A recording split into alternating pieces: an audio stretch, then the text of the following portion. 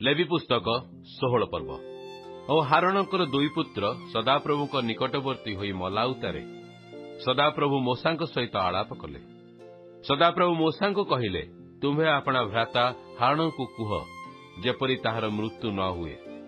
एथिपाई विच्छेद वस्त्र भितरे सिंधुकर उपरिस्थ पापाछादन सम्मुखरे पवित्र स्थान रे सर्वदा प्रवेश करिब नाही, कारण आम्भे पापाछादन उपरे मेघरे दर्शन देबा। हारण पापार्थे एक गोवत्स और होमार्थे एक मेष संगे नहीं एई रूपे पवित्र स्थान रे प्रवेश करिब। से पवित्र शुभ्र जामा पिंधिब और देहरे शुभ्र जंघिया पिंधिब और शुभ्र कटिबंधनी कटिरे बांधिब और शुभ्र पागरे भूषित हेब। एई सब पवित्र वस्त्र एहेतु से जलरे अपना शरीर धौत करी ताहा सब पिंधिब। पुणी से इस्राएल संतान गणर मंडली पापार्थे दुई छाग और होमार्थे एक मेष नेब।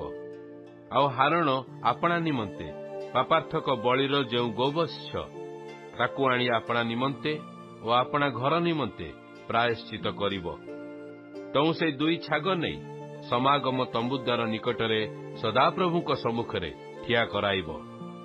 पुणी हारण से दुई छाग मध्यरे गुलीबांट करिब। तहिरु गोटे सदाप्रभु निमंते अन्यटी त्याग निमंते हेब।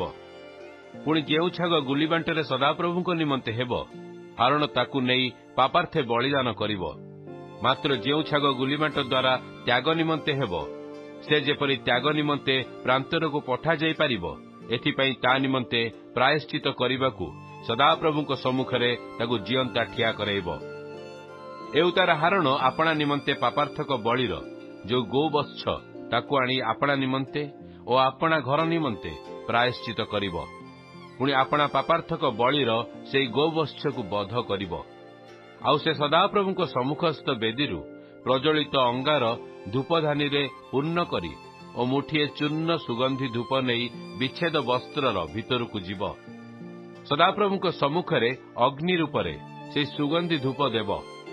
तहिरे साक्ष्य सिंधुकर उपरिस्थ पापाछेदनर धूमर धूप मेघरे आच्छन्न हेले से मरिब नाही। तहु से गोवत्सर किछि रक्त नहीं पापाछेदनर पूर्व आड़े अंगुली द्वारा छिंचिब। पुणी पापाछेदनर सम्मुखरे अंगुली द्वारा 7 थर से रक्त छिंचिब। ए उतारे से लोकमानकर पापार्थक बलिर छाग नहीं बध करिब और ताहार रक्त विच्छेद वस्त्रर भितरकू आनी जेपरी गोवत्स रक्त नहीं करि पारिथिला सेपरी तार रक्त नहीं करिब। अर्थात पापाछेदन उपरे और पापाछेदनर सम्मुखरे ता छिंचिब। पुणी इस्राएल संतान गणर अशौच और सेमानक अधर्म अर्थात सेमानकर समस्त पाप सकाशु से पवित्र स्थान निमंते प्रायश्चित करिब। पुणी सेमानक अशौच मध्यरे सेमानक सहित बास करई जेउ समागम तंबु ताहा निमंते सेई प्रकार करिब। आउ से प्रायश्चित करिबा निमंते पवित्र स्थान रे प्रवेश करिबा समयावधि जे पर्यंत बाहर होई नाही, पुणी आपणा निमंते और आपणा घर निमंते और इस्राएल समस्त समाज निमंते प्रायश्चित करि नाही, से पर्यंत समागम तंबुरे कोनोसी मनुष्य रहिब नाही। आउ से बाहर होई सम्मुख स्थित वेदी पाखकू जाही तही निमंते प्रायश्चित करिब। पुणी से गोवत्सर किछि रक्त और छागर किछि रक्त नहीं बेदीर श्रृंग उपरे चारिआडे देव। पुणी से रक्तरु किछि नहीं अंगुली द्वारा 7 थर छिंची ता सूची करिब और इस्राएल संतान गणर अशौचरु ता सूची करिब। एही प्रकार से पवित्र स्थान और समागम तंबु और बेदी निमंते प्रायश्चित करि सारिला उतारे से जियंता छाग को आनिब। पुणी हारण से जियंता छागर मस्तकरे आपणा दुई हस्तर निर्भर देई ता उपरे इस्राएल संतान गणर समस्त अपराध और समस्त अधर्म और समस्त पाप स्वीकार करिब। आउ ताहा सबु से छागर मस्तकरे अर्पण करी प्रस्तुत थिबा मनुष्य हस्तरे ताहाकू प्रांतर को पठाई देव। तहिरे से छाग सेमानक समस्त अपराध नरशून्य देशकू आपणा उपरे बही नेब। आउ से स्थान रे से छाग को छाड़ीदेव। तो हारण समागम तंबू को आसी पवित्र स्थान रे प्रवेश करिबा समय रे जो शुभ्र वस्त्र पिंधिथिला ता पालटी से स्थान रे रखिब। ତହିଁ ସେ କୌଣସି ପବିତ୍ର ସ୍ଥାନରେ ଆପଣା ଶରୀର ଜଳରେ ଧୌତ କରି ନିଜ ବସ୍ତ୍ର ପିନ୍ଧି ବାହାରକୁ ଆସିବ। ପୁଣି ଆପଣାର ହୋମବଳି ଓ ଲୋକମାନଙ୍କର ହୋମବଳି ଉତ୍ସର୍ଗ କରି ଆପଣା ନିମନ୍ତେ ଓ ଲୋକମାନଙ୍କ ନିମନ୍ତେ ପ୍ରାୟଶ୍ଚିତ କରିବ। ଆଉ ସେ ପାପାର୍ଥକ ବଳିର ମେଦ ବେଦୀରେ ଦଗ୍ଧ କରିବ। ପୁଣି ଯେଉଁ ଲୋକ ତ୍ୟାଗର ଛାଗକୁ ଛାଡ଼ିଦିଏ, ସେ ଆପଣା ବସ୍ତ୍ର ଧୋଇ ଜଳରେ ସ୍ନାନ କରିବ। ତହିଁ ଛାଉଣିକି ଆସିବ। ପୁଣି ପାପାର୍ଥକ ବଳିର ଯେଉଁ ଗୋବତ୍ସର ଓ ପାପାର୍ଥକ ବଳିର ଯେଉଁ ଛାଗର ରକ୍ତ ପ୍ରାୟଶ୍ଚିତ କରଣାର୍ଥେ ପବିତ୍ର ସ୍ଥାନକୁ ଅଣାଯାଇଥିଲା, ଲୋକମାନେ ସେଗୁଡ଼ିକୁ ଛାଉଣି ବାହାରକୁ ନେଇଯାଇ ସେଗୁଡ଼ିକର ଚର୍ମ ଓ ମାଂସ ଓ ମଳ ଅଗ୍ନିରେ ଦଗ୍ଧ କରିବେ। ପୁଣି ଯେଉଁ ଲୋକ ତାହା ଦଗ୍ଧ କରିବ, ସେ ଆପଣା ବସ୍ତ୍ର ଧୋଇବ ଓ ଜଳରେ ସ୍ନାନ କରିବ।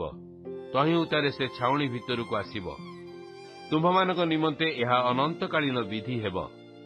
ସପ୍ତମ ମାସରେ ଓ ସେହି ମାସର 10ମ ଦିନରେ ସ୍ୱଦେଶୀୟ ବା ତୁମ୍ଭମାନଙ୍କ ମଧ୍ୟରେ ପ୍ରବାସୀ ବିଦେଶୀୟ ଲୋକ ହେଉ, ତୁମେମାନେ ଆପଣାମାନଙ୍କ ପ୍ରାଣକୁ କ୍ଲେଶ ଦେବ ଓ କୌଣସି ପ୍ରକାର କର୍ମ କରିବ ନାହିଁ। କାରଣ ସେହି ଦିନରେ ତୁମ୍ଭମାନଙ୍କୁ ସୂଚୀ କରିବା ନିମନ୍ତେ ତୁମ୍ଭମାନଙ୍କ ପାଇଁ ପ୍ରାୟଶ୍ଚିତ କରାଯିବ। ତୁମେମାନେ ସଦାପ୍ରଭୁଙ୍କ ସମ୍ମୁଖରେ ଆପଣା ଆପଣାର ସକଳ ପାପରୁ ପରିଷ୍କୃତ ହେବ।